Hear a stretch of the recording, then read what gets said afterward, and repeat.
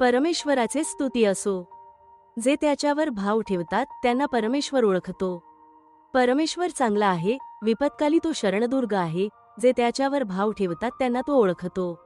नहूम 1:7 आपला परमेश्वर यहोवा आपल्यासाठी चांगला आहे.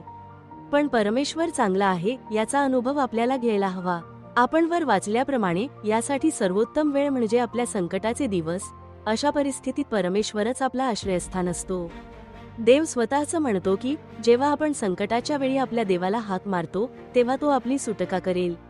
पण हे खरे नाही का की अनेकदा संकटाच्या वेळी आपण आपल्या देवावर विश्वास ठेवू शकत नाही किंवा त्याचा आश्रयही घेऊ शकत नाही. संकटाच्या वेळी आपला आश्रयस्थान असलेल्या देवावर आपण का विश्वास ठेवू शकत नाही हे आपण स्पष्टपणे समजून घेतले पाहिजे. पहिले कारण असे की आपण माणसावर विश्वास ठेवतो आणि मानवी सामर्थ्यावर अवलंबून राहतो. त्यामुळे आपण प्रत्यक्षात आपल्या अंतःकरणात आपल्या देवापासून दूर जात असतो. हे आपल्या आयुष्यात दोन प्रकारे घडेल. पहिले म्हणजे कारण आपण माणसांवर विश्वास ठेवतो. जेव्हा आपल्यासमोर एखादी कठीण परिस्थिती येते तेव्हा आपल्याला असा विचार येतो की आपल्याला कोण मदत करेल.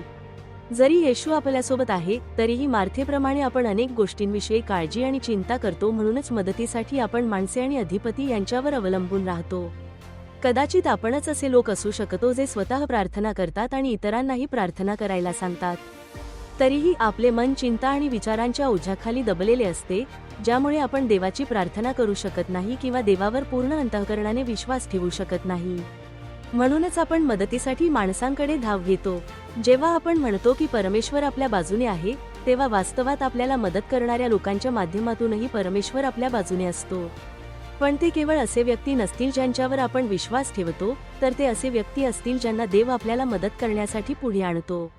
आपल्याला मदत करतील अशा ज्या व्यक्तींवर आपण विश्वास ठेवतो त्यांच्या या विचारसरणीला समजून घेतल्याशिवाय आपण खऱ्या अर्थाने ईश्वराकडून मिळणाऱ्या मदतीचा अनुभव घेऊ शकत नाही. शिवाय आपली हृदये प्रभूपासून दूर जातात म्हणून आपण शापग्रस्त बनतो. त्यामुळे आपल्या समस्या कमी होण्याऐवजी वाढतच जातील. त्यामुळे आपण मोठ्या अडचणीत सापडतो. दुसरे म्हणजे आपण आपल्या स्वतःच्या सामर्थ्यावर आणि बुद्धिमत्तेवर अवलंबून राहतो व विश्वास ठेवतो, म्हणजेच आपण शरीरालाच आपला आधार मानतो.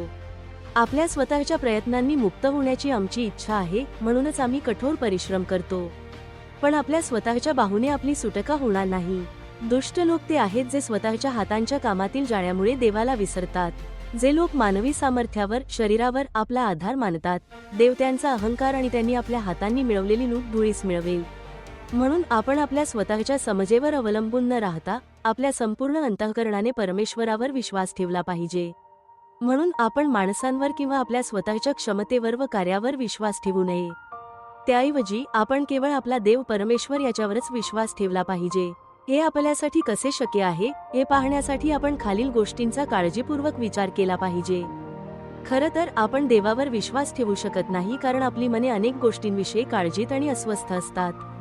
जेव्हा आपली मने देवावर एकाग्र झालेली असतात तेव्हाच आपल्या देवावर विश्वास ठेवणे शक्य असते. देव अशा लोकांना पूर्ण शांततेत ठेवेल. म्हणूनच जेव्हा आपण आपल्या मनाची कंबर कसतो तेव्हाच आपण आपल्या देवावर पूर्ण आशा ठेवू शकतो आणि त्याद्वारे त्याच्यावर विश्वास ठेवण्यास समर्थ होऊ शकतो. जेव्हा आपण आपल्या देवाकडे परत येऊ, त्याच्यावर विश्वास ठेवू आणि मन शांत व स्थिर ठेवून प्रार्थना करू, तेव्हाच आपल्याला तारण किंवा मुक्ती मिळेल. शांतता आणि विश्वास यातच आपले सामर्थ्य असेल. आपण हे समजून घेतले पाहिजे की केवळ देवावर विश्वास ठेवल्यानंतरच देव आपल्याला विश्रांती देईल असे नाही. म्हणून देवावर विश्वास ठेवण्यापूर्वी आपण विश्रांती घेतली पाहिजे. केवळ ज्यांची मने ईश्वरावर एकाग्र झालेली आहेत तेच ईश्वरावर विश्वास ठेवू शकतात. अशा लोकांना देव परिपूर्ण शांती देईल. यासाठी काही गोष्टी समजून घेणे आवश्यक आहे. सर्वप्रथम, जोपर्यंत प्रभूची आज्ञा होत नाही तोपर्यंत आपल्या जीवनात काहीही घडत नाही. देवाने सैतानाला तसे करण्याची परवानगी दिल्यानंतरच सैतान योबावर संकट आणू शकला. परमेश्वराच्या आज्ञेवरून वादळी वारा उठतो आणि त्यामुळे संकटे व छळ उडवतात. त्याच्या हातातून सोडवू शकणारा किंवा त्याचे कार्य बदलू शकणारा कोणीही नाही. म्हणून आपण ते आनंदाने स्वीकारण्यास तयार असले पाहिजे. शिवाय यांपैकी कशातही आपण देवाला मूर्खपणाने दोष देऊ नये आणि त्याद्वारे त्याच्याविरुद्ध पाप करू नये. दुसरे म्हणजे आपल्यावर येणाऱ्या कठोर परीक्षा काहीतरी विचित्र आहेत असे आपण समजू नये. कारण आपला देव विश्वासू आहे. तो लोकांना त्यांच्या सहनशक्तीपलीकडील परीक्षेत पडू देणार नाही. त्याऐवजी देव त्यांना त्यांच्या क्षमतेनुसार दुःख सहन करू देईल. आपल्यासोबत कधीही असे काहीही घडणार नाही जे आपण सहन करू शकणार नाही.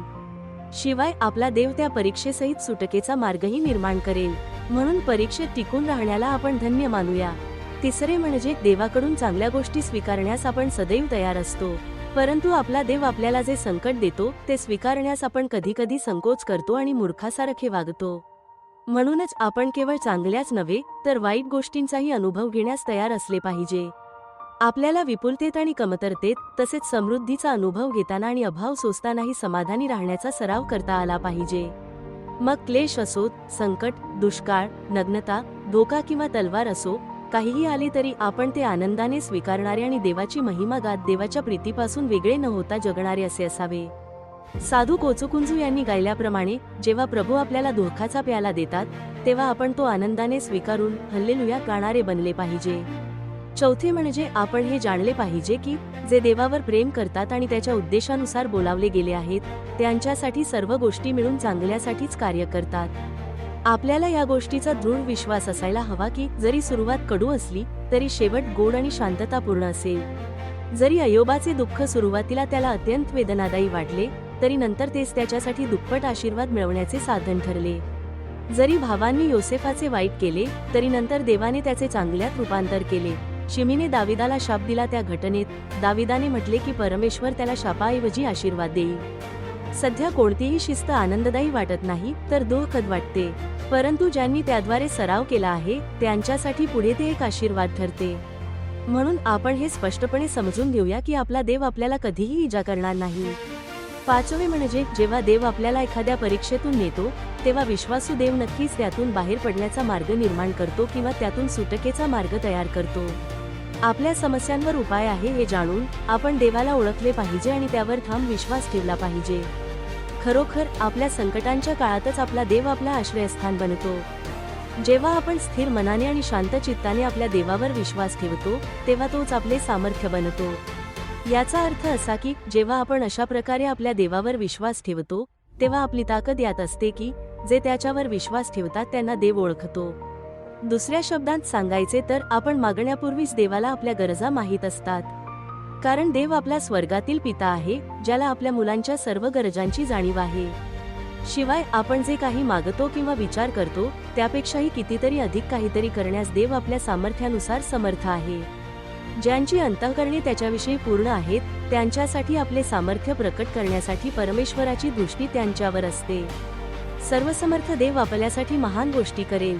म्हणून आपल्या प्रार्थना ऐकणारा देव आपली परिस्थिती पूर्ववत करेल आणि आपल्याला दुप्पट मदत करेल, जेणेकरून आपण त्या दुःखाला विसरून जाऊ जे आपण भोगले होते. परमेश्वर आपल्याला सहाय्य करो आणि आपल्याला पूर्ण शांती लाभलेले लोक बनण्यास मदत करो.